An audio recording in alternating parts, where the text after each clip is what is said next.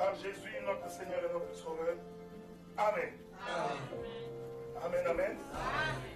Que le Seigneur vous bénisse. Et qu'il bénisse également tout un chacun. Je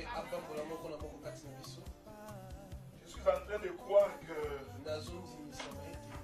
beaucoup n'ont pas fui parce qu'ils ont vu la police le dimanche passé. Parce que si vous ne fouillez que la police, alors quand la tribulation va commencer, je ne sais pas qu'est-ce que tu feras. Même quand quelqu'un t'endort avec ses papiers, il a peur de la police. Moi j'ai toujours dit ceci, frère. Mais si je dois payer une amende parce que j'ai glorifié le Seigneur,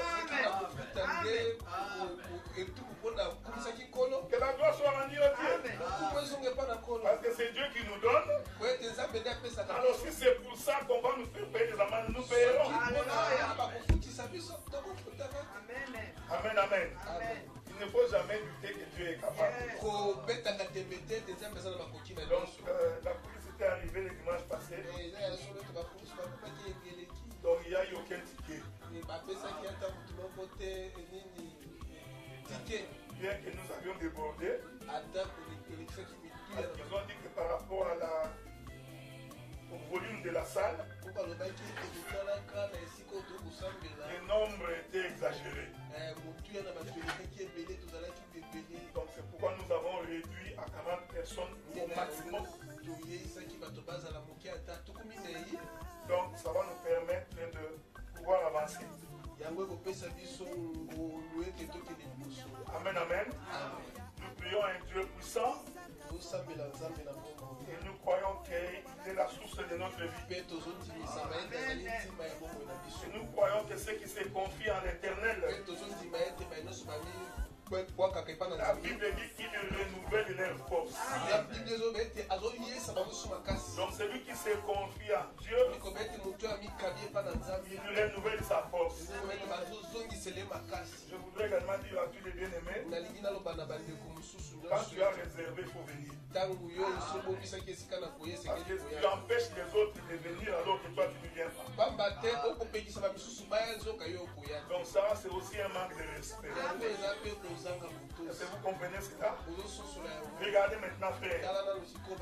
Nous allons continuer notre marche de sanctification. Parce que nous croyons que plus nous avons quitté l'Égypte et que nous sommes en train d'avancer, nous nous rapprochons de Canaan. Est-ce que vous me suivez, frère? Il ne faut pas suivre le baron, je sais qu'il est devenu grand. Quand Israël a quitté l'Égypte, la destination c'était Canaan. Donc chaque fois qu'Israël marchait, il s'éloignait de plus en plus de l'Égypte et s'approchait de plus en plus de Canaan. Est-ce que vous comprenez ce que je dis? La marche de tout enfant de Dieu, quand il sort de l'Égypte, consiste à s'éloigner de plus en plus de l'Égypte et de s'approcher de plus en plus de Canaan. Cette chose elle est prophétique. C'est-à-dire que plus tu t'éloignes de l'Égypte, plus le péché est en train de t'abandonner. Donc c'est-à-dire que ce que tu faisais hier, quand tu as la connaissance de Dieu, cette connaissance te permet d'avancer et d'abandonner cette chose. Voilà pourquoi nous croyons, selon l'évangile, quelqu'un ne peut pas demeurer dans les péchés. Parce que si tu demeures dans les péchés, cela veut dire que tu es stationnaire. Mais nous savons qu'un enfant de Dieu peut pécher. Mais comme il a l'enseignement de la parole, il va donc se mettre debout et continuer la marche. Parce que nous tendons vers Canaan. Et cette marche-là vers Canaan, c'est ce que nous appelons la sanctification. pas dire Dieu sanctifie-nous. Dieu sanctifie-moi. Et Dieu est en train de voir que la sanctification c'est un nettoyage corporel. Non, la sanctification, c'est s'approcher vers Dieu. Et cette approche vers Dieu vient par la connaissance de Dieu. Et c'est cette connaissance qui te détache du péché. Donc si j'étais voleur et que l'on m'enseigne sur le vol et que j'ai la connaissance sur le vol et que Dieu me donne la capacité d'abandonner le vol, l'abandon du vol, c'est ça ma sanctification. Est-ce que vous comprenez? Donc la sanctification, c'est un processus vers la perfection. Voilà pourquoi dans une église, un frère ne peut pas vivre les mêmes péchés pendant plusieurs années. Dans ces cas-là, ça va demander une délivrance. Écoutez frère, les gens pensent que la délivrance c'est mal les démons. Par l'esprit de famille. Les sorciers t'ont enchaîné. On peut faire la délivrance. Mais on peut aussi délivrer quelqu'un du péché. Donc quand nous voyons que ton péché persiste, nous comprenons que tu es lié. Alors tu as besoin d'une délivrance. Est-ce que vous me suivez, frère? Donc c'est ça la marche de l'église. J'ai fait la promesse de corriger quelque chose que j'avais dit dimanche passé.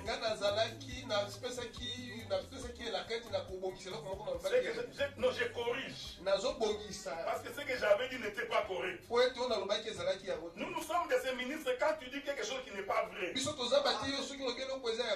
corriger. Ne viens pas par des formules. Non, corrige seulement. Est-ce que vous comprenez, frère? Et ce que j'aime dans cet évangile, ce sont mes propres frères prédicateurs qui m'ont appelé. Ils m'ont dit, docteur, ce que tu as dit là n'est pas écrit. J'aime la Bible, frère.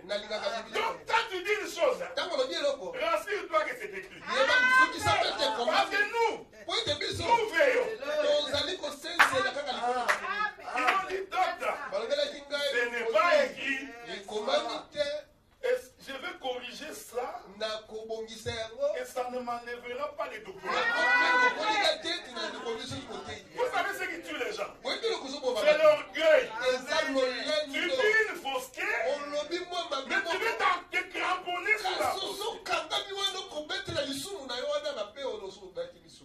Genèse chapitre 8, je crois.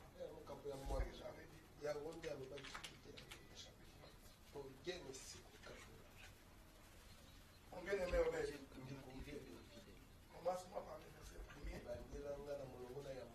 Tu finiras par le verset 10.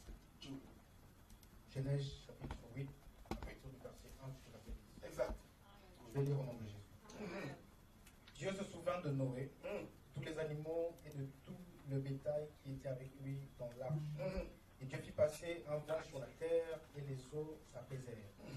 Les sources de l'abîme et les écluses des cieux furent fermées et la pluie ne tomba plus du ciel. Les eaux se retirèrent de dessus la terre, s'en allant et s'éloignant, et les eaux diminuèrent au bout de 150 jours. Le 7e mois, le 17e jour du mois, l'arche s'arrêta sur les montagnes d'Ararat. Verset 5. Les eaux allèrent en diminuant jusqu'au 10e mois. Le 10e mois, le premier jour du mois, apparurent les sommets des montagnes. Au bout de 40 jours, Noé ouvrit la fenêtre qu'il avait faite à l'arche. Il lâcha le corbeau qui sortit, partant et revenant, jusqu'à ce que les eaux eussent séché sur la terre. Verset 8. Il lâcha aussi la colombe, pour voir si les eaux avaient diminué à la surface de la terre. Verset 9.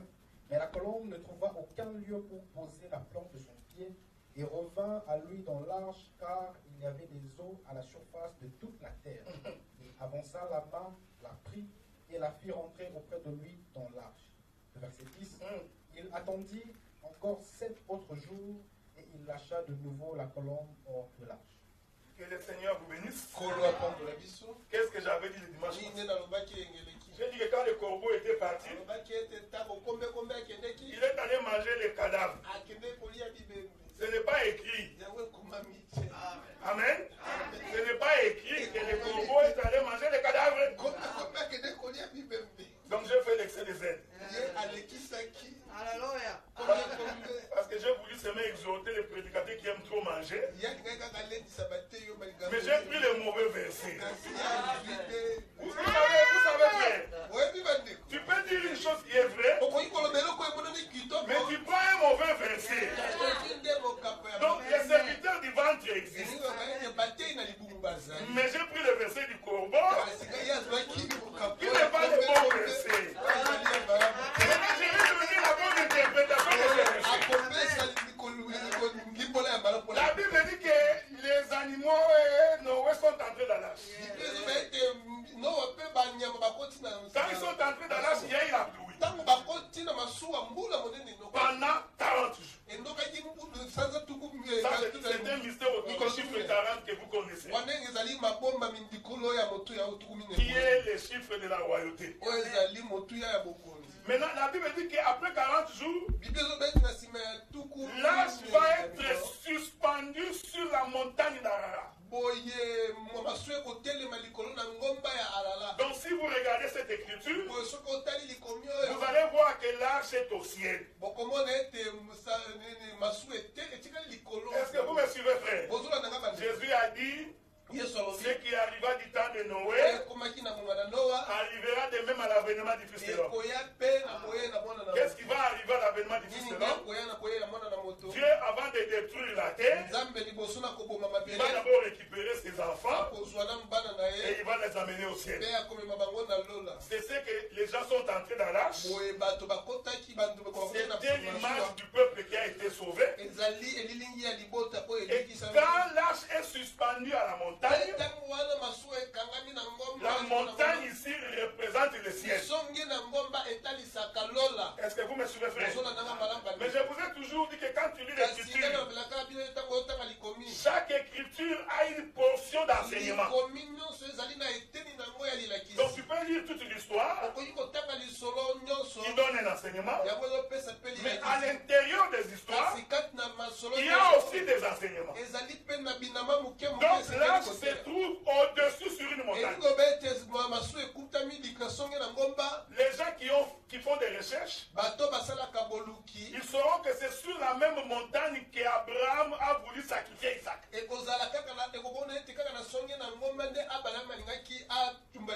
les archéologues ont prouvé que Jésus également a été crucifié sur la même montagne. Maintenant, il est arrivé à la montagne. Le frère Noé va ouvrir la fenêtre. Ici, nous donnons l'interprétation exacte de ce verset. Il lâcha le corbeau.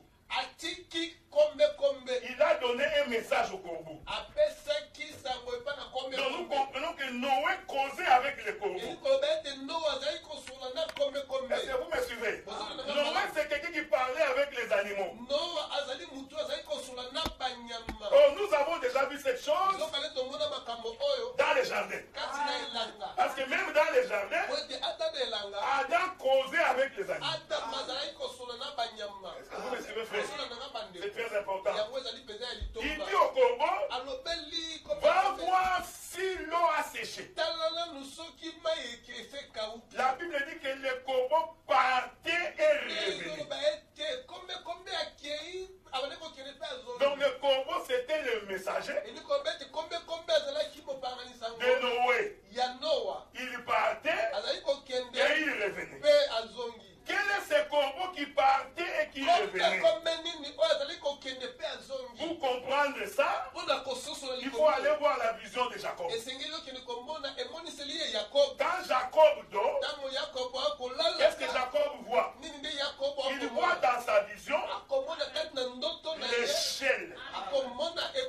Est-ce que vous me suivez, frère? relier les ciels et la terre. Noé avec l'arche était sur la montagne et il demandait au corbeau d'aller sur la terre.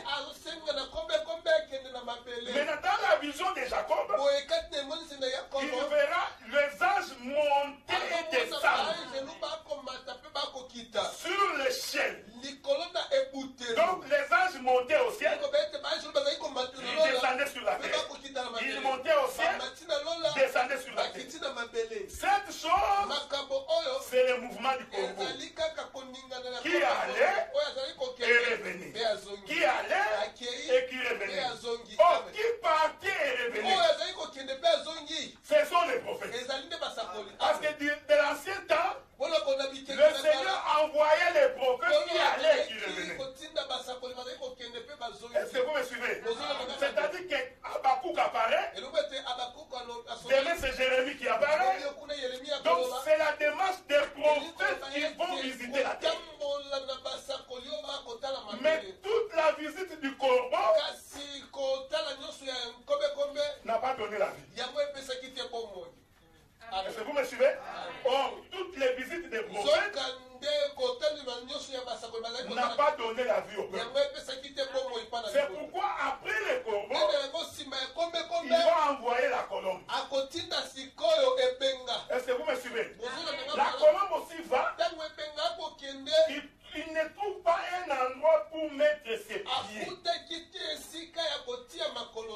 Il y a beaucoup d'enseignements ici. Parce que le problème de la colombe, il doit trouver où mettre ses pieds. On met les pieds sur une terre. Donc la colombe cherchait une femme. Parce que la terre est une femme. La Bible dit qu'il va. Il ne trouve pas où mettre le pied. En d'autres termes, la colombe n'a pas trouvé où donner la vie. L'Écriture dit qu'il revient dans l'arche. Noé va prendre la colombe, il va le faire entrer. Regardez frère, c'est la seule écriture qui nous dit que Noé a récupéré la colombe. L'écriture ne dit jamais qu'il avait récupéré le corbeau. Il récupère la colombe, il attend 7 jours après, il relâche de nouveau la colombe. L'écriture dit que quand la colombe est partie, en revenant, il amena une feuille d'olivier attachée à son bec. En d'autres termes, la colombe, elle a trouvé la vie après la mort. Parce qu'elle est déjà détruite toute la terre. Donc pour qu'il y ait une feuille d'olivier, c'est-à-dire qu'il y a la vie qui a germé. C'est comme ça que la colombe va récupérer cet olivier pour ramener dans l'arche. Nous disons que ça aussi c'est l'image de l'enlèvement. Je n'entre pas dans les détails parce que selon la prophétie nous pouvons expliquer beaucoup de choses. Nous pouvons expliquer que ceux qui étaient entrés dans l'arche c'est les nations. Ceux qui sont passés par les tribulations c'est Israël. L'olivier qu'on récupère pour amener dans l'arche c'est Israël après les tribulations.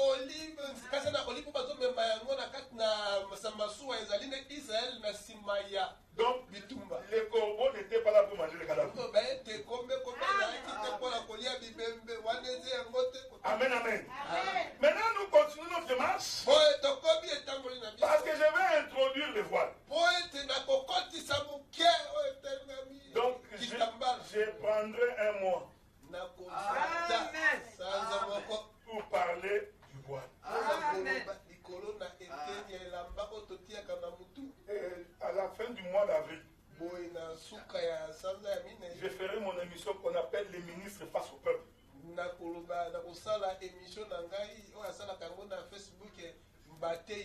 Mais je le ferai en direct un samedi ici. Maintenant,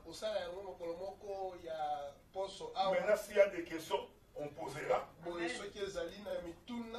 Nous répondrons en live. Ceux qui vont nous suivre en ligne, vous allez écrire vos questions. Nous mettons un téléphone WhatsApp à disposition. Il y aura un secrétariat pour prendre des questions. Parce que le ministre ne peut pas fuir les questions. Et si tu n'es pas convaincu, bien posé. Prenez-moi le livre des juges. C'est là qu'on va commencer. Juge, on va commencer par là. Ça va nous aider à avancer. Souffrez mon bien-aimé Obed, je suis en train de chercher les mots. Je serai plus dans l'enseignement. Donc, ça fera un peu mal à la tête. Juge chapitre 13. Verset 4 et verset 5. Juge chapitre 13, verset 4 au verset 5. Je vais lire au nom de Jésus. Okay. Maintenant, prends bien garde, ne bois ni vin ni liqueur propre et ne mange rien d'impur. Car tu vas devenir enceinte et tu enfanteras un fils. Le rasoir ne passera point sur sa tête, parce que cet enfant sera consacré à Dieu dès le ventre de sa mère, et ce sera lui qui commencera à délivrer Israël de la main des Philistins. Que le Seigneur te bénisse, mon frère. Ça, c'est l'écriture d'introduction. 13, Juge chapitre 13, verset 4 et verset 5. C'est notre écriture d'introduction. Il est possible que tu ne vois pas les voiles ici. Tu te dis, mais pourquoi il va commencer ici? Nous avons l'enseignement qui dit que pour qu'un oiseau puisse voler, il doit avoir des déserts. Est-ce que vous comprenez? C'est pourquoi le jour où Abraham divisa les animaux en deux, il n'a pas divisé les oiseaux. Parce que les oiseaux, quand tu les sépares en deux, ils ne peuvent plus voler. Donc Abraham a laissé les oiseaux avec les déserts.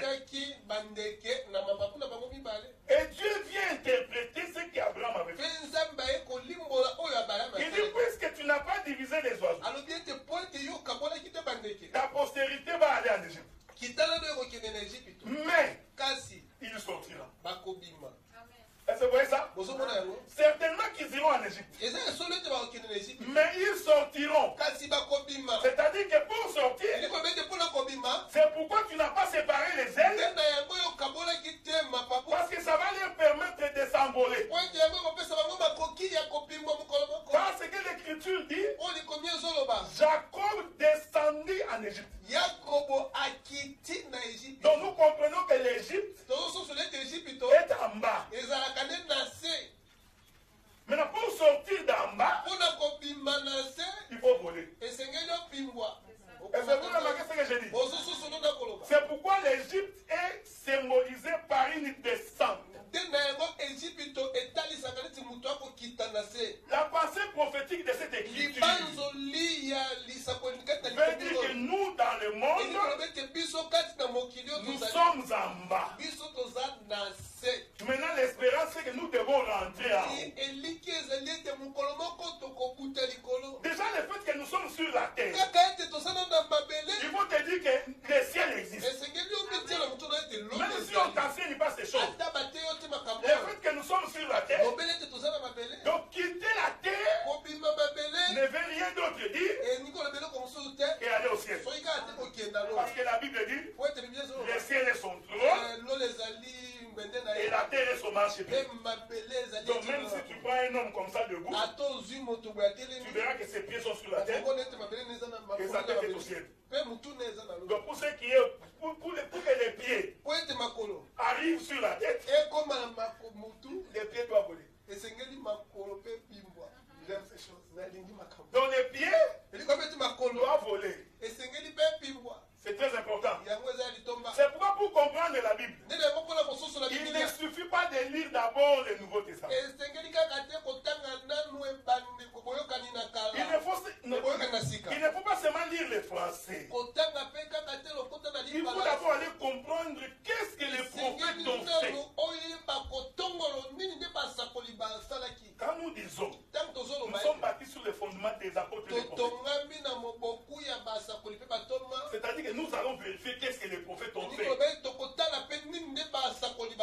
Les prophètes ici, ce n'est pas Dieu va te donner, Dieu va te donner, non. Les actes posés par les prophètes, ce sont des prophéties. Et la prophétie doit être interprétée. La Bible dit qu'un jour, la maman de Samson tombe enceinte. Suivez-moi attentivement. Dieu dit à sa maman, l'enfant qui est dans ton ventre est consacré. Voici le signe de l'alliance que j'ai fait avec toi. Le rasoir ne passera pas sur sa tête. Est-ce que vous me suivez, frère? C'est très important. Donc Samson, depuis sa naissance, pendant qu'il fait toute sa marche, Samson n'avait jamais coupé ses cheveux. Parce que c'était une recommandation de l'Éternel. Et Dieu dit, c'est parce que cet homme de Samson, celui qui délivrera son peuple. En d'autres termes, Samson, c'est le sauveur. Est-ce que vous comprenez? Donc le sauveur ne peut pas couper ses cheveux. Vous savez, c'est ici que nous disons que si tu ne comprends pas les choses de Dieu, tu auras des difficultés énormes. Parce que Paul dit ceci, c'est une honte pour l'homme d'avoir des longs cheveux. Si tu es en face d'un musulman, il va te dire quelle est cette contradiction dans votre Bible. Dieu dit que l'homme ne peut pas avoir beaucoup de cheveux. Mais il prend son serviteur Samson, il dit qu'il doit laisser beaucoup de cheveux. Je vais vous donner des versets pour qu'on avance bien. Parce que tu te dis que ce que je dis, tu n'as pas vu ça. Je vais aller trouver cette écriture-là.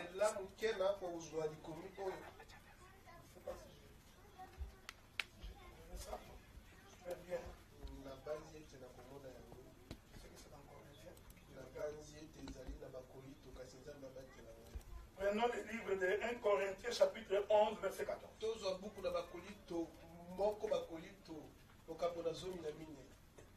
1 Corinthiens 11 verset 14.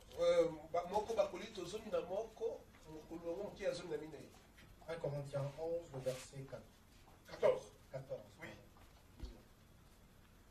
La nature elle-même ne vous enseigne-t-elle pas que c'est une honte pour l'homme de porter de longs cheveux? Voilà, continue le verset qui suit. Mais que c'est une gloire pour la femme d'en porter, parce que... Non, arrête, parce que j'ai un mot. Que Dieu te bénisse. J'ai pris ce verset ici d'abord. Ne vous en faites pas, les restes des versets, tout ça on va lire. Soyez en paix. Regarde, j'aime ça. Jésus n'est pas encore rentré. La Bible dit, si nous voyons un homme avec beaucoup de cheveux, écoutez-moi bien. La Bible n'a pas dit que c'était un péché. Ne va pas dire que non, tu as beaucoup de cheveux. C'est un péché, non. La Bible dit que si nous voyons un homme avec beaucoup de cheveux, c'est une honte. Donc cet homme-là est couvert de honte. Quand il a beaucoup de cheveux. Est-ce que vous suivez, frère? Je vais doucement pour que vous puissiez me saisir. Parce qu'il a beaucoup de questions.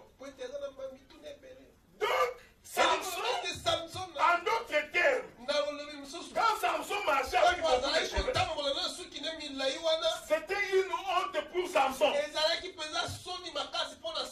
Donc quand Samson passait, ça faisait honte de voir avec beaucoup de cheveux. Est-ce que vous me suivez?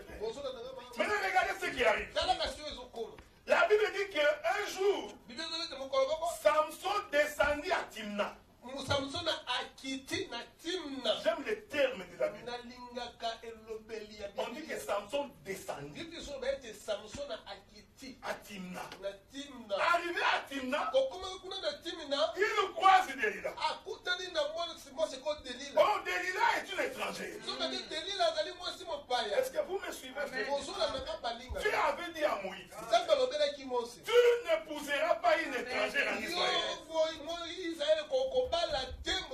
Donc Dieu pour Israël, on s'est marié entre cousins et cousines. Donc en Israël c'était l'inceste. C'est pourquoi j'ai trouvé un prédicateur qui dit, oh Israël vivait dans l'inceste. Parce qu'ils se sont mariés entre eux. Tu vois, quand quelqu'un comprend les choses des grands français, il ne comprendra pas les mystères du royaume. Parce que les enfants de Ruben, s'ils veulent se marier, ils allaient chercher les enfants de Benjamin. Ou les enfants d'Issachar. Donc ils sont des cousins et cousines. Est-ce que vous me suivez, frère? Cette chose ici, elle est prophétique. C'est pour dire que les enfants de Dieu aujourd'hui, qui ont la même parole, se marient entre eux. Donc cet inceste-là que toi tu appelles inceste, en réalité c'est un mystère par rapport à nous. C'est pourquoi j'ai toujours dit à un frère, si tu veux te marier, épouse une sœur. Tu vas entendre quelqu'un qui va dire, non, je connais. Vous savez, des fois, moi j'aime parler. Ne va jamais dire, oh nous, la sœur Eugénie va quitter le frère John. Ne dis pas des choses comme ça. Parce que tu ne comprends pas l'évangile que nous avons. Et puis Eugénie sait que cette chose ne peut jamais arriver au milieu. D'ailleurs, je vais pousser ça très loin. Même si le frère est infidèle.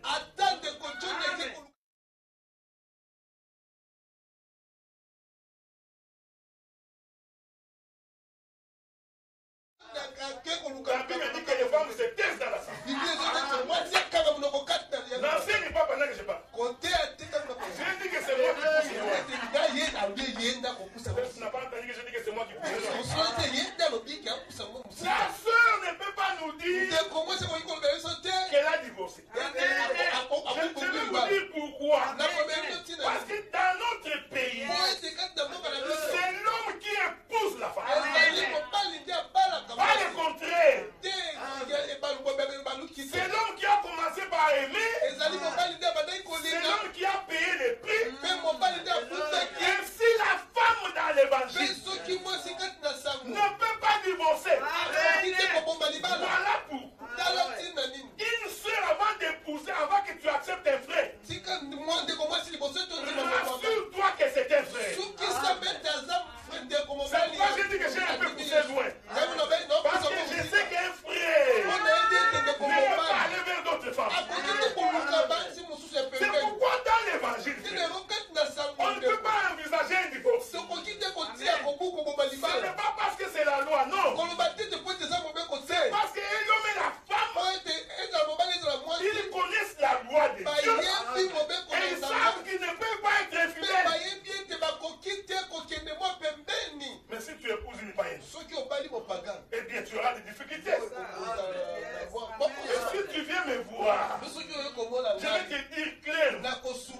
que tu as épousé un païen, si tu te sépares, c'est pas toi. Amen. D'ailleurs, Dieu n'a jamais considéré ça comme un mariage. D'ailleurs, je vais vous aider, frère. Le mariage entre un frère en Christ et une sœur païenne n'est qu'un mariage de famille. Chez Dieu, ce n'est pas un mariage. Chez Dieu, le mariage, c'est selon la doctrine. Vous pouvez avoir beaucoup de troubles, frère. J'ai toujours dit aux frères, le mariage n'est pas des sentiments. Parce que les sentiments finissent, frère. Vous savez, après 15 ans de mariage, la femme ou ton mari devient comme ton ami. Même si tu ne le vois pas toute la journée, ça te fait rien. Mais quand il avait commencé, tu étais tout le temps en train d'appeler. Mais après un moment, ça va se finir. Mais si tu n'as pas compris la raison du mariage, là maintenant tu vas commencer à dire, pourquoi toi tu ne m'achètes plus de chocolat? Pourquoi tu m'appelles plus bébé? Parce que tu regardes beaucoup de films. Je te promets que même les films, ces gens-là qui disent je t'aime là, ils ne disent pas tous les jours. Ils ont fait ça pour attirer juste ton regard. Je suivais une émission chez moi à la maison. Je ne sais pas le nom de l'émission, il faut demander à Jessica. On présentait une femme, beaucoup de hommes, elle doit choisir. Mais je dis, mais ça c'est que des dépravation. On va où? Donc la femme fait le choix. Non, mais c'est l'évangile, frère. C'est l'homme qui choisit. Qui regarde pendant au milieu de plusieurs femmes. Il dit c'est celle-là que je choisis. Amen. Nous sommes heureux, frère. Parce que pendant que nous étions dans le monde, païens comme tout le monde, le Seigneur a jeté les regards sur nous et il nous a choisis. Et nous sommes en amour. Parce que c'est Dieu qui nous a choisis. Israël connaissait la loi. Que tu ne peux pas prendre une étrangère. C'est très important ce que j'ai dit. Prendre un frère qui craint Dieu. Prendre une soeur qui craint Dieu. C'est ce qui fait le fondement de foi. Parce que chaque fois que l'un d'entre vous va poser un acte, il va se mesurer par rapport à la parole. Et il va dire je ne peux pas faire ça. Est-ce que vous comprenez ces choses? Donc ne faut pas t'épouser, ne faut pas ce qu'elle a brûlé. Pas il est devenu jaune. Moi j'ai toujours donné un conseil. Ça je parle à l'église. Pas ceux qui me suivent sur les net. La femme, moi ici, il ne faut jamais abîmer ta peau. C'est un conseil que je donne. Regarde moi, ma Ginette. On croyait qu'elle a le même âge que moi. Elle peut encore sortir les jeunes garçons en train de la regarder. Parce qu'elle a gardé son teint naturel. Vous savez, quand nous on était petits, moi on m'appelait Libanais. Moi quand je mettais les hambis, moi j'aime ça les hambis à cette sorte. Je deviens comme un blanc. Et mes amis m'appelaient Libanais. Vous savez, quand je suis rentré à Kinshasa en 2006, mon père me regarde. Il dit, ah, tu as arrêté? Parce que les gens pensent que comme on est venu dans les pays occidentaux, donc on va encore devenir plus blanc. Ouais, frère, l'année prochaine, j'aurai presque 55 ans. Amen. Donc, je suis encore beau. N'est-ce pas? Donc, prendre soin ne veut pas dire brunir. Parce que tu vas regretter dans la vieillesse.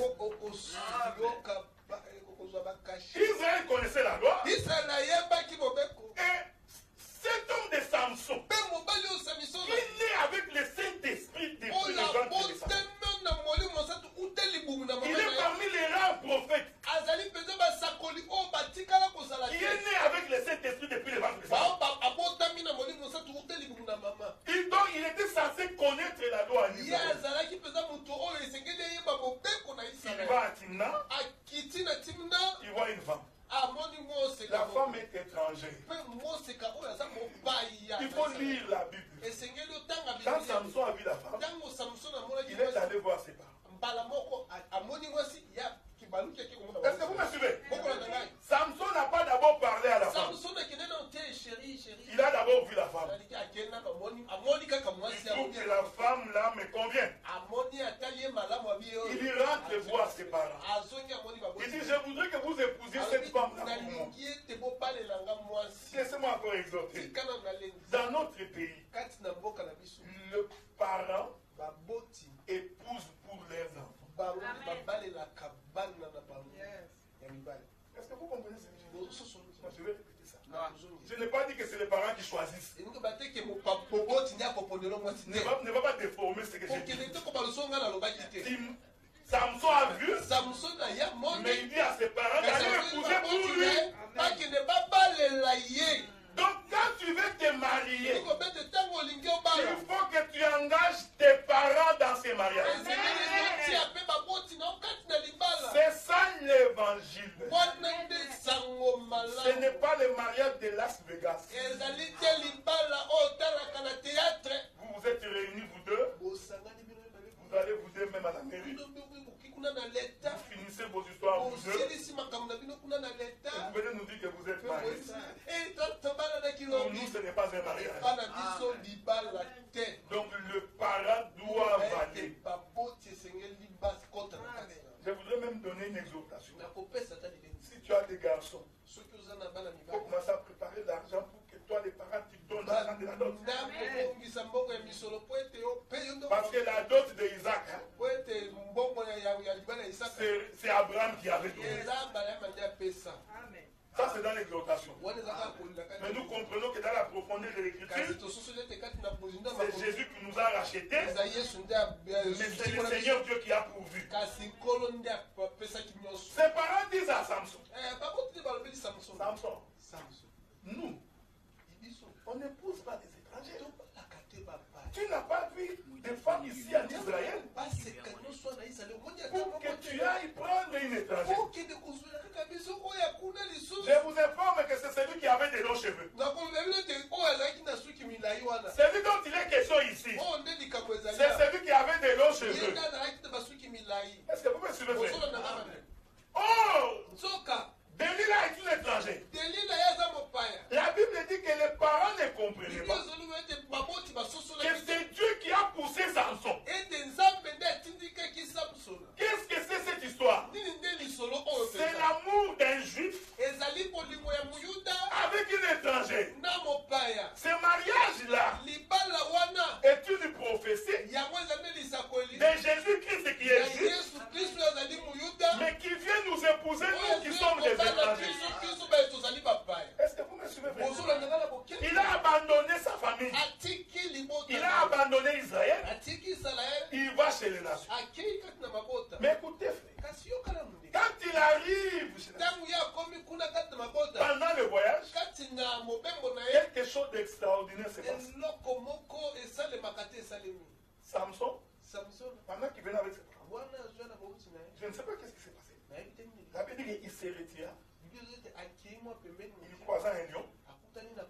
Il déchire le lion. Il continue le voyage. En retour, il dit, je vais aller voir qu'est-ce qui s'est passé dans ce lion. Il vient, il ouvre comme ça. Frère, il faut retenir ce que je dis. Il regarde comme ça. Je suis en train d'expliquer la chevelure. J'explique la chevelure. Il regarde comme ça. Il trouve le miel dans les lions. Oh, les lions, c'est un animal fort. Les lions, c'est le roi. Ce n'est pas le roi que tu regardes au film, non. C'est ce que Dieu a dit dans Judas. Genèse chapitre 49. Il dit, Judas, tu es un lion. Donc toi, tu seras le roi de tes frères. Donc les lions, c'est un roi. Or le roi, c'est celui qui est fort. Je suis tout excité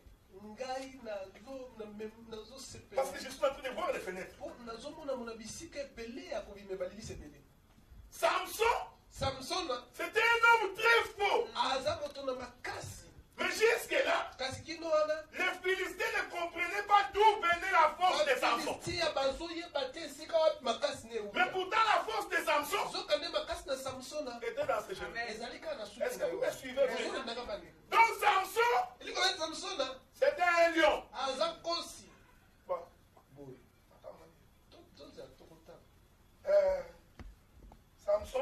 Samson est de la tribu de Dan. Allons lire qu'est-ce que le père Jacob dit à propos de Dan.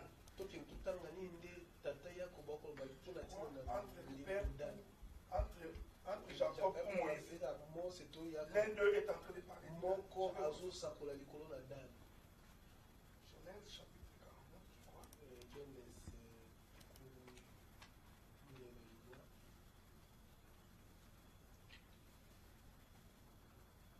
Souffrez, hein? Parce que ce sont des écritures, il faut qu'on lise pour qu'on avance bien.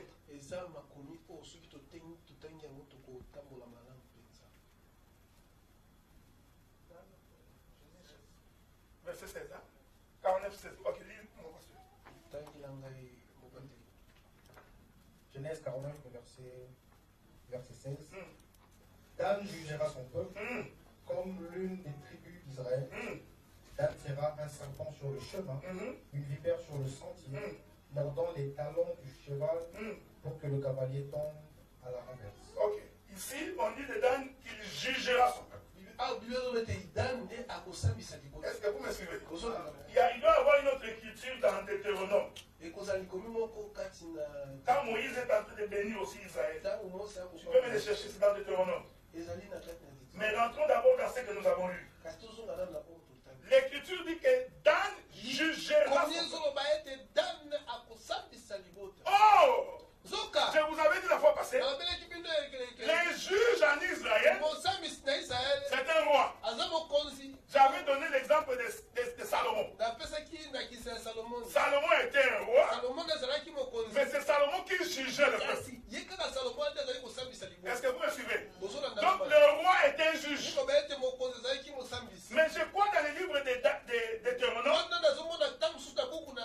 quand Moïse bénit également les enfants d'Israël, il dit de Dan que Dan aussi est un serpent. C'est aussi un lion. Je vous trouverai l'écriture, je vais vous le donner. Mais ici, comprenez que Dan était un homme, et pardon, Samson était un homme faux. Et sa force était dans ses cheveux. Mais pendant son voyage, il croise un lion. On peut demander si tout cela fait moi. Il croise un lion. Il tue le lion. Il s'en va. En revenant, il trouve le miel dans le lion. Il récupère le miel. Il donne à ses parents qui mangent. Sans leur dire d'où venait le miel. Maintenant, quand il va pour épouser la femme, il prend ce qu'il avait fait. Il donne aux Philistins. Il dit voici l'énigme. Du faux. Est-ce que vous suivez, frère? J'aime bien l'expression de Samson. Hein? Parce qu'en fait, il parlait de lui-même. Mais il parle de lion. Il ne dit pas que c'est les lions. Il dit seulement du faux. Est sorti de nous. De celui qui mange est sorti ce qui se mange. Je vous donne l'énigme. Vous avez 7 jours pour m'apporter l'esprit. Cette énigme-là, de la mort du lion, Samson n'a pas donné ça à ses frères. Il a donné aux étrangers. Donc la mort du lion ne concernait pas Israël. C'était pour les nations. Est-ce que vous me suivez, frère? C'est pour dire que la mort de Jésus, par le temps ici, ne concerne pas encore Israël. Jésus est mort pour nous les nations. C'est pourquoi il a amené l'énigme chez nous.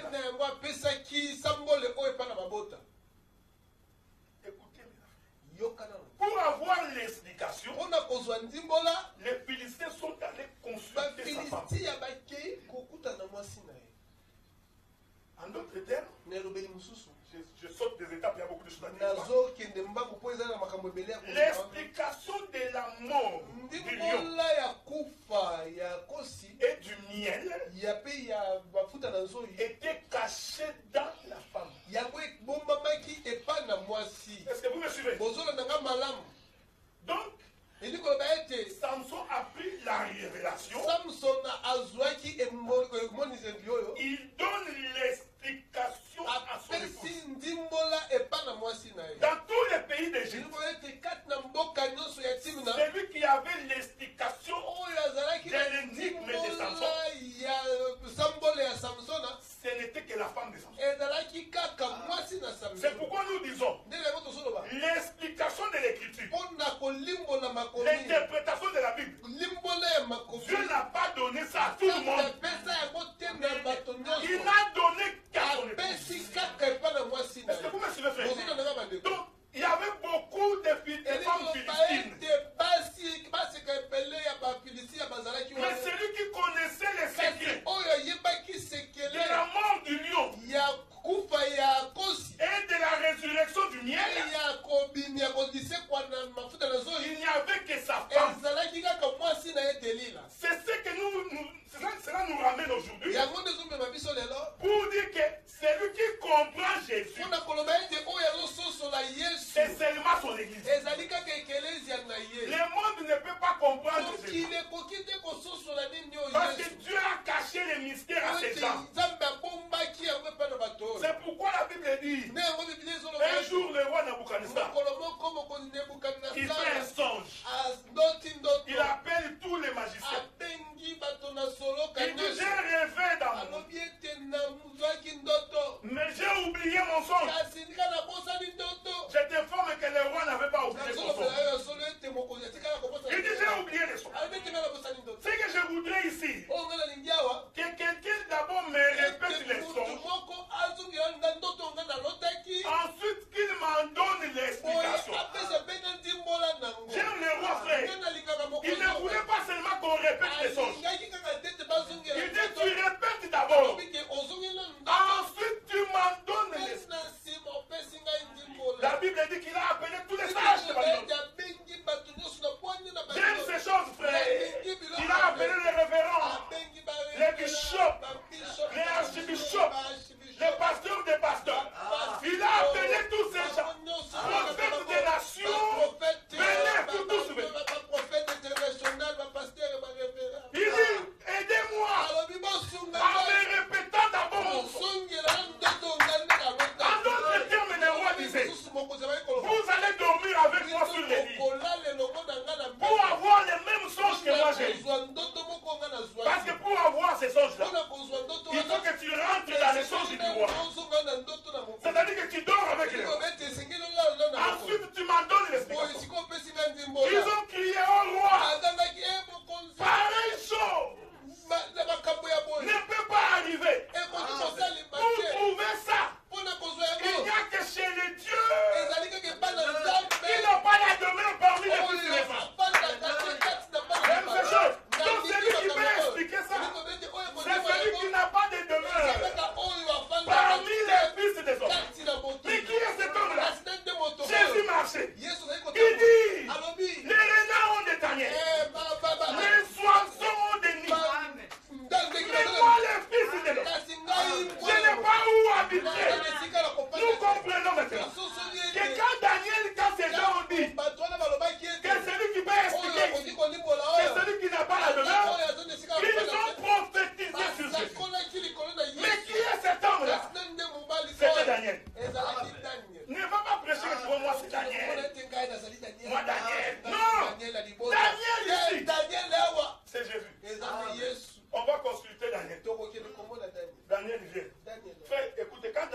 chez les rois. Il n'était pas orgueilleux. Il dit au roi, laissez-moi aller consulter l'Éternel. Nous avons des prédicateurs. Ils prêchent sans consulter l'Éternel. Avant de prêcher, on consulte. Consulter ici, hein, ce n'est pas entrer dans la chambre de Dieu. Non, tu peux aussi prier, c'est bon. Consulter, il faut d'abord lire. Consulte ce que Dieu a dit dans la Bible. Ensuite, tu pries Dieu avec l'aide du Saint-Esprit pour qu'il te donne l'intelligence de comprendre. On ne prêche pas par expérience. Non! J'ai fait 25 ans de ministère. Nous avons toujours été étonnés. L'église est pour Jésus. Mais tu verras toute une église qui fête l'anniversaire du ministère de leur pasteur. Mais frère, l'église est pour les seigneurs. Et Dieu a établi dans l'église les ministres. Ils sont nombreux. Donc si vous fêtez mon anniversaire du ministère, donc demain vous fêterez de celui-ci, vous fêterez de celui-là. Donc finalement nous allons où? C'est pourquoi l'Écriture dit, mieux vaut la fin d'une chose que souffrez. Les églises qui fêtent les ministères et les pasteurs d'anniversaire, ils sont en dehors de la volonté de Dieu. Dieu n'est pas dans ces choses, frère. L'église est pour le Seigneur. C'est pourquoi Daniel consulte. Il rentre maintenant chez les rois. Il dit au roi, voici ton son. Il répète d'abord. C'est ce que nous disons. Tu lis d'abord l'écriture. C'est ça, répéter les songes du roi. Il répète, roi, tu as rêvé ça. Pendant qu'il répétait, le roi aussi se souvient en même temps. C'est ça Deutéronome. Deutéronome veut dire répéter. On répète pour qui? Pour ceux qui sont nés dans les déserts. Parce que ceux qui étaient sortis, ils avaient déjà la loi sur Sinaï. Ils connaissaient la loi. Mais dans la marche, il y a des enfants qui sont nés. Ils n'ont pas assisté à la lecture de la loi. C'est pourquoi Moïse va les arrêter. C'est ça le livre de Deutéronome. On répète maintenant pour que ceux qui sont nés aussi dans les déserts, pour ils aussi comprendre ces choses. Qui sont nés dans les déserts, c'est nous. Nous sommes nés dans le monde. Est-ce que vous comprenez? Voilà pourquoi les ministères doivent d'abord nous répéter. Un prédicateur ne prêche pas les choses qui sont dans sa tête. Il vérifie d'abord avant d'ouvrir sa bouche. Il vérifie. Il ouvre sa bouche. Il répète les songes. Ensuite, il dit au roi, maintenant en voici l'explication. Donc on répète, on donne une explication. C'est ce qui est arrivé maintenant. Les gens sont allés consulter la femme. Et la femme a donné l'explication. Qui a donné l'interprétation? C'est Samson. Il n'a pas donné à toutes les femmes. Il ne faut pas être miséricordieux. Il y a des gens, quand nous disons que Dieu nous a donné la parole, ça les énerve. Pourquoi ça t'énerve? Mais si Dieu t'a privé la parole, si t'a privé la révélation, quel est mon problème? Moi j'ai toujours dit ceci, frère.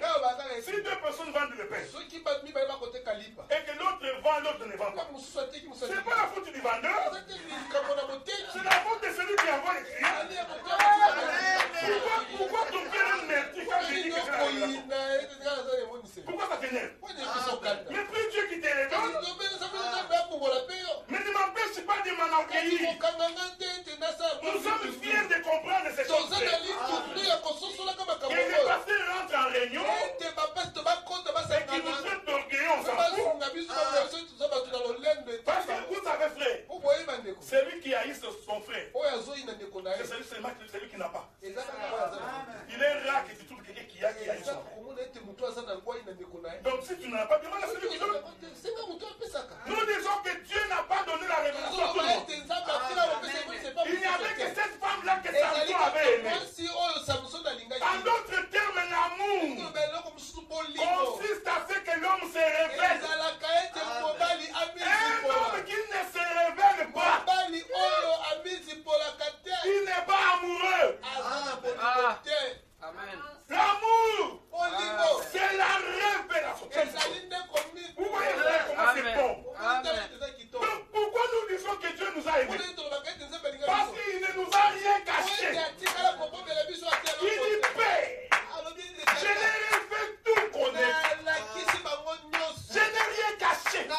Donc je vais connaître à ces gens les noms de l'Éternel. C'est ça l'amour de Jésus pour nous. Frère, si tu n'as pas la révélation, Dieu ne t'aime pas. Il faut pleurer. Si tu n'as pas la révélation, même si tu vas dans une église, en fait, Dieu t'a privé son amour. Donc prie Dieu pour qu'il puisse t'aimer. Dieu aime-moi, aime Dieu non. Dieu dit seulement, éternel Dieu, j'ai besoin de ministres qui expliquent ces choses pour que je puisse m'approcher de toi. Je vais finir dans 5 minutes. Parce que j'ai dit j'ai un mois pour parler de ces choses. Mais écoutez frère, la Bible dit qu'un jour les Philistins, ils veulent comprendre d'où venait la force de Samson. La Bible dit ceci.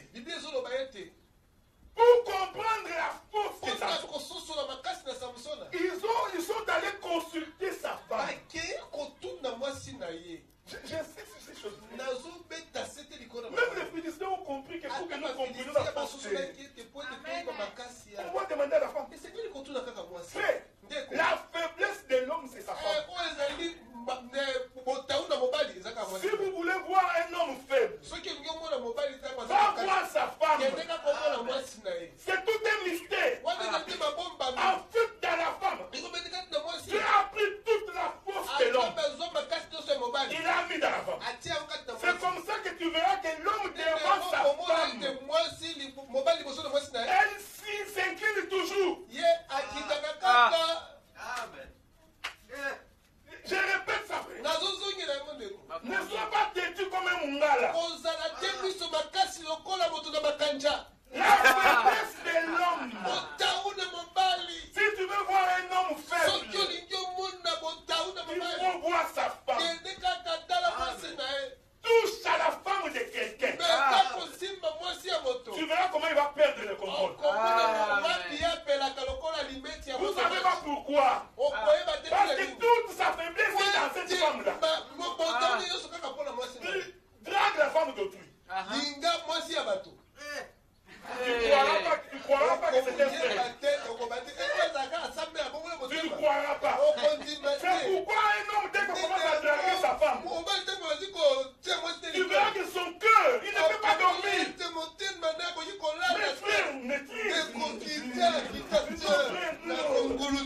On peut tout dire, mais pas ma femme. Amen. Est-ce que vous comprenez ça, frère? Ici, je suis toujours en train de marcher pour expliquer la chevelure. Parce que vraiment, si tu ne comprends pas cet enseignement, c'est que la révélation t'échappe. Mais Samson était fort. Je vous rappelle que et sa force c'était sa chevelure. Ce n'était pas les muscles. Non, ce n'est pas parce qu'il avait des 6 barres de chocolat. Non, la force de Samson. Il n'a même pas fait les pompages. Samson n'est pas allé dans une salle de sport pour taper les Philistins. Mais moi, je peux aller faire un peu de sport pour que je sois fort. Mais la force de Samson venait de ses cheveux. Mais la Bible va interpréter les cheveux de Samson. Donc, la force de Samson était dans ses cheveux. Mais il est allé faire quoi chez les Philistins? Parce qu'il voulait donner ses cheveux. C'était ça le problème de Samson. Les Philistins posent la question. D'où lui vient toute sa force? La femme vient. Les Philistins ont compris que si nous avons nous-mêmes, cet homme ne dira jamais. Qu'est-ce qu'on va faire? On va aller vers la femme qu'il a aimée. Cet homme, il a laissé les Juifs. Il veut prendre les Philistins. Il l'aime trop. Allons voir sa femme. Trouve-nous d'où vient sa force. La femme aussi vient. Là, vous savez, frère, laissez-moi taper de l'autre côté. La femme n'est pas venue. Bon, toi, dis-moi, d'où vient ta femme?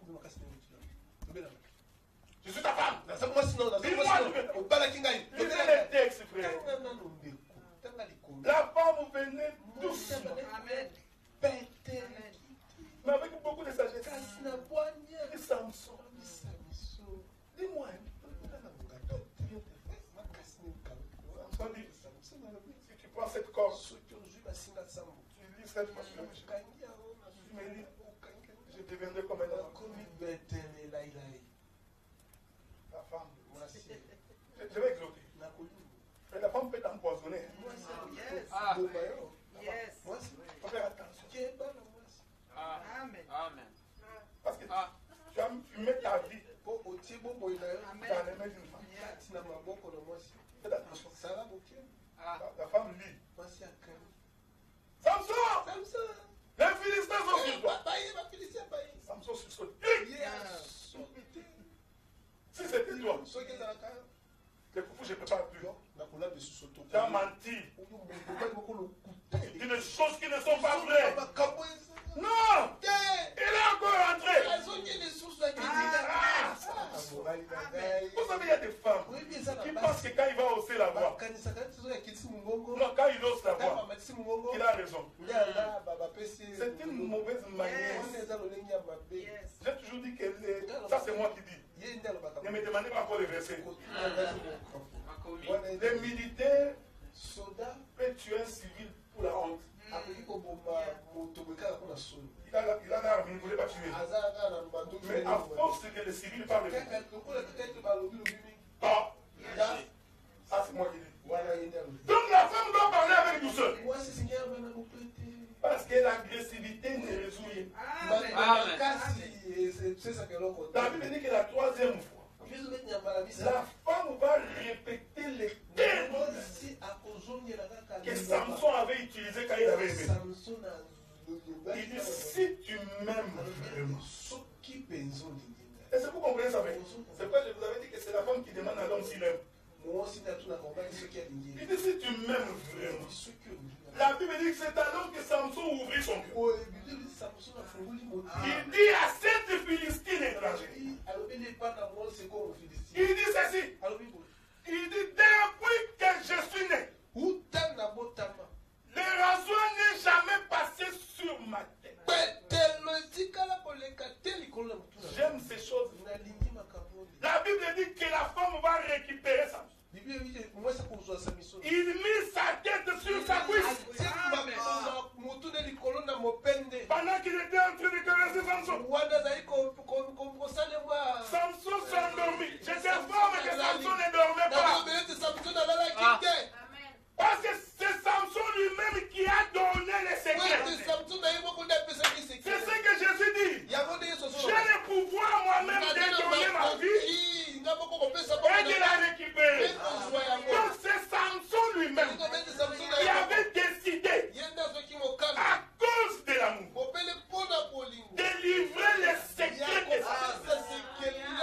La Bible dit, pendant que la femme met la tête de Samson sur sa cuisse, il y avait un homme en embuscade dans la maison. Donc dans cette maison-là, il y avait quelqu'un en embuscade. Donc, non, qui attendait. Est-ce que vous comprenez ça, frère? Je ne voudrais pas entrer ici parce que cet homme-là, c'est le souverain sacrificateur. Mais on va en parler une autre fois. Il prend des raisons. Cheveux. Délit a récupéré les cheveux. Est-ce que vous comprenez? La force de l'homme a été récupérée. Nous expliquons maintenant les mystères du royaume. L'église est devenue forte parce qu'elle a récupéré la force de Jésus. Suivez-moi bien. C'est maintenant que je suis en train d'expliquer les cheveux. Oh! Comment avons-nous récupéré la force de Jésus? C'est par sa mort. Est-ce que vous me suivez? Donc la mort de Jésus, c'est ce qui fait notre force. Maintenant nous comprenons. Couper les cheveux de Samson, en réalité c'est tuer Samson. Pour que la femme devienne forte, pour qu'il puisse porter la puissance. À mon nom, vous chasserez les démons. Est-ce que vous me suivez? Cette autorité est donnée à l'église. Aucune puissance de l'ennemi ne bouge. Mais pour que cela soit possible,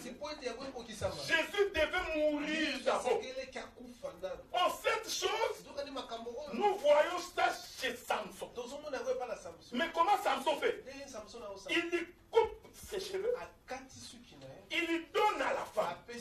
Maintenant, la femme a le secret de la force de l'homme. Est-ce que vous me suivez? C'est comme ça que je vous avais dit. L'homme s'incline devant sa femme. Pourquoi? Parce que sa force est là-bas. C'est pourquoi Jésus a dit, si mes paroles demeurent, vous, l'église, demandez tout ce que vous voulez. Donc Dieu ne peut pas résister quand tu demandes parce que tu as la parole. Donc la parole ici, c'est le cheveu de l'homme. J'ai fini, frère. Pour continuer dimanche prochain. Donc nous comprenons que le lion qui marchait, en réalité c'était un homme fort. Mais il va être tué pour qu'on récupère la douceur. C'est ce que Dieu a fait avec Adam. Pendant que Adam marchait dans le jardin, Dieu dit qu'il n'est pas bon que l'homme soit seul. En d'autres termes, Adam avait ses cheveux. Est-ce que vous voyez ça?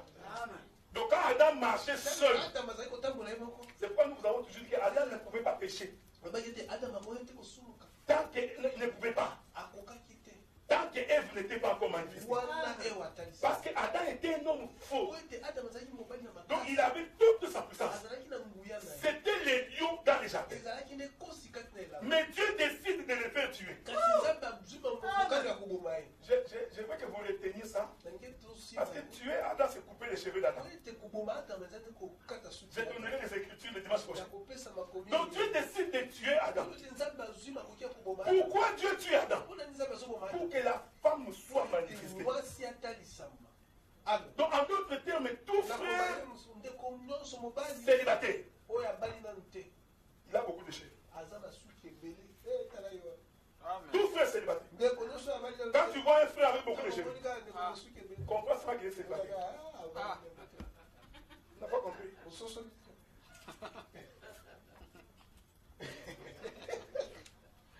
Tant que Jésus n'était pas encore mort, l'église ne devenait pas l'épouse de Jésus. Est-ce que vous comprenez? C'est-à-dire que quand Jésus marchait, il avait encore tous ses cheveux. Et quand on les regardait, on dit c'est une honte pour l'homme de porter des cheveux. Parce qu'il est seul. Il n'est pas bon que l'homme soit seul. Est-ce que vous voyez ces choses-là? C'est une honte. Quand nous voyons un homme qui marche avec beaucoup de ses cheveux, en d'autres termes, cet homme garde encore sa force. Il garde encore sa puissance. Tu vois? Donc Dieu trouve que c'est une honte. Parce que le plan de la rédemption voudrait que l'homme puisse donner ses cheveux à une femme pour que la femme devienne forte. C'est ce qui s'est passé avec Samson. Il prend ses cheveux, il donne à la femme. Et maintenant, quand la femme marche, elle a les cheveux de l'homme. Est-ce que vous me suivez maintenant?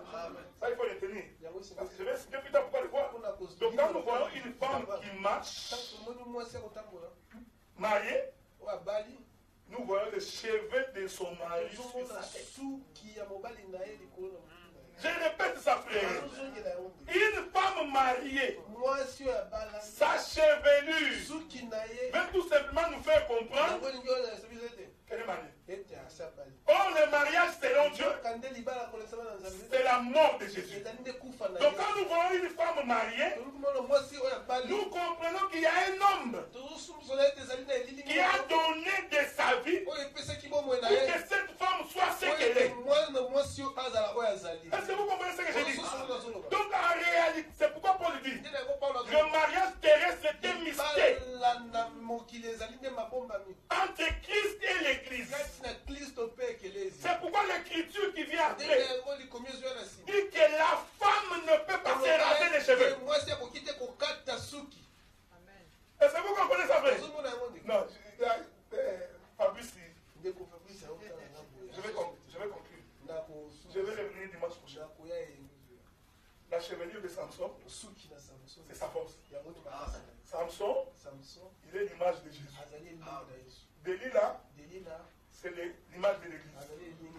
Mais pour que nous devenions forts, il fallait que Samson prenne ses cheveux, qu'il donne à Delilah. Vous comprenez? Maintenant, Delilah pouvait sortir et brandir les cheveux de son mari. Est-ce que vous comprenez ça? C'est ce transfert-là que j'explique. Donc, quand Delilah sort, nous voyons Delilah avec les cheveux. Donc, celui qui voit comme un prophète, il va comprendre que si Delilah a des cheveux comme ça, c'est que son mari s'était rasé. Il le lui a donné. Parce que ce n'était pas ses propres cheveux. C'est pourquoi Corinthien dit la chevelure a été donnée à la femme. Je vais lire là. Donc en réalité, l'homme, la femme n'avait pas les cheveux. Mais cela lui a été donné. Est-ce que vous voyez ça fait? Mais qui a donné la chevelure à la femme? C'est son mari. Que le Seigneur vous bénisse. Le dimanche prochain, on va continuer.